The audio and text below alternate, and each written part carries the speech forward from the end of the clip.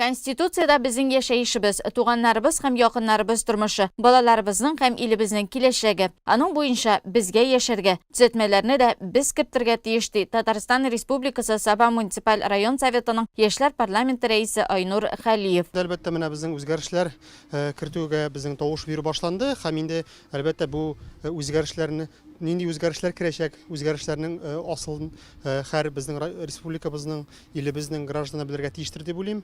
Менә мин үзем әлеге үзгәрешләр белән кертеләчәк үзгәрешләр белән танышып чыктым.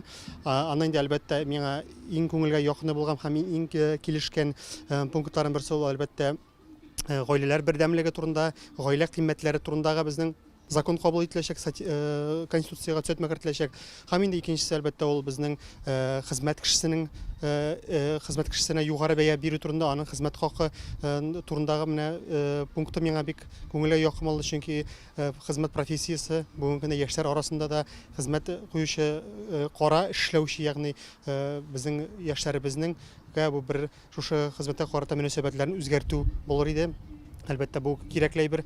Һәм инде безнең өченчесе яңадан яшьләр сәясәте турында әлбәттә пункт мине бик тә кызыксындырды, чөнки бүгенге көндә яшьләр сәясәте әле безнең Конституция тарафыннан безгә яшьләр дигән төшенчә гомумән Конституциябызның каралмаган. Инде менә әлбәттә хәзер без әлеге төшенчә безнең кергәннән соң яшьләргә карата тагын да зуррак игътибар бирелде безнең дәүләт тарафыннан. Һәм инде аларның яшәеше турында, эшчәнлеге турында, аларның тормышы турында без инде тагын да күбрәк белергә, аларның инде тормышта да тагын да күбрәк яклый алырык, саклый алырык, һәм инде ярдәм итә алырык дип әйтәсе килә.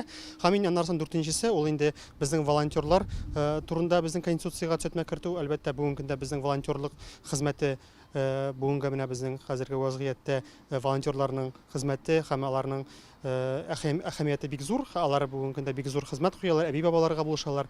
Шуларның безнең күпчелеге бүгенге көндә 80% ул безнең республикабызның, Россиябызның яшьләре.